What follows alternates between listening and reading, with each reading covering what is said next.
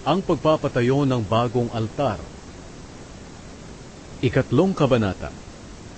Nang dumating ang ikapitong buwan, noong nakatira na ang mga Israelita sa kani-kanilang bayan, nagtipon silang lahat sa Jerusalem nang may pagkakaisa.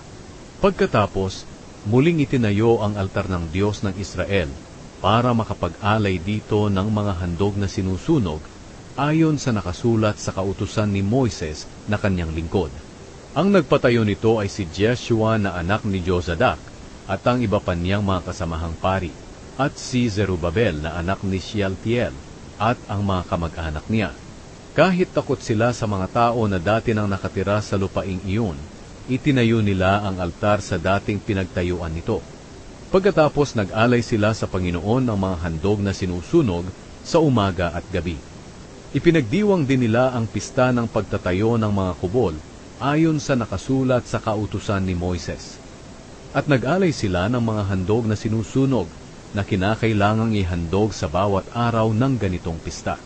Bukod pa sa mga handog na sinusunog, naghahandog din sila ng mga handog sa bawat pista ng pagsisimula ng buwan at sa iba pang mga pista sa pagsamba sa Panginoon.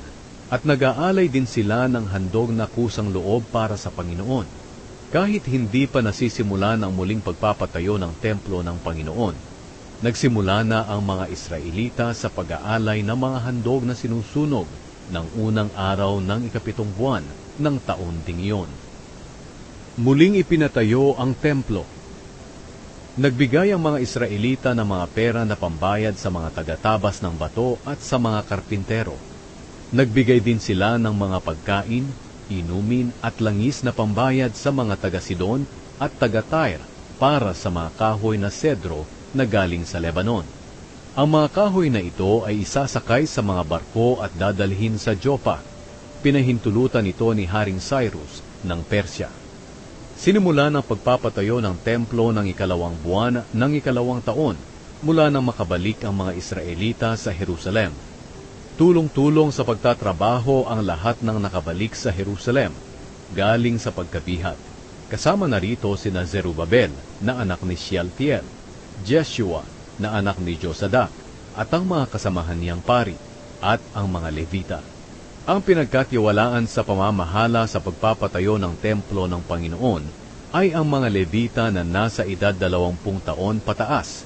Sila'y si Jeshua, ang mga anak niya at ang mga kamag-anak, si Kadmiel at ang mga anak niya. Silang lahat ay mula sa lahi ni Huda. Tumulong din sa kanila ang mga angkan at mga kamag-anak ni Henadad na mga Levita rin. Nang matapos na ng mga karpintero ang pundasyon ng templo ng Panginoon, pumwesto na ang mga pari na nakasuot ng kanilang damit na pangpari para hipan ang mga trompeta. Pumwesto rin ang mga Levita na angkan ni Asaf sa pagtugtog ng mga pumpyang upang purihin ang Panginoon ayon sa kaparaanan na itinuro noon ni Haring David sa Israel.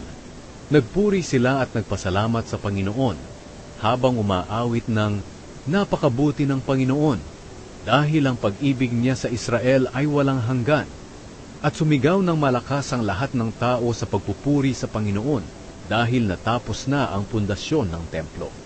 Nandoon ang maraming matatandang pari, mga Levita at mga pinuno ng mga pamilya na nakakita noon sa unang templo. Umiyak sila ng malakas nang makita nila ang pundasyon ng bagong templo. At marami rin ang sumigaw sa galak, hindi na malaman ang sigaw ng kagalakan at ang tinig ng pag-iyak, dahil napakaingay ng mga tao at naririnig ito sa malayo.